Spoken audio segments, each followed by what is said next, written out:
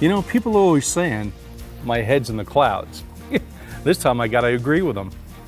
You know, this was really fun. We used 1-inch foam, and all we did was we cut out some clouds, and then we took butcher paper and some of the scrap paper that was part of the foam, and we just kind of laid it on there, used some spray adhesive glue, and just kind of batted on there real quick. Then we took our batting, we cut about 4 to 6 inches all the way around our cloud. And then what we did, we picked it back up, we sprayed all our adhesive on.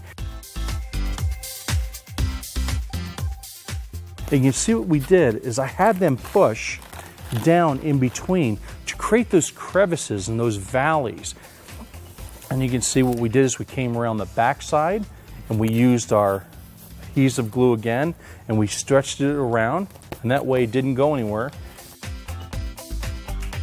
All the extra foam that we had left over, we all used for stands. So look at this, a little bit of duct tape, clear tape, whatever you got, and our cloud stands right up.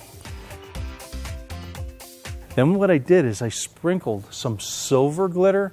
We had a little bit of gold and a little bit of blue up on top. And boy, when the lights hit it, it just makes the sun where it looks like it's just kissing the top of the clouds.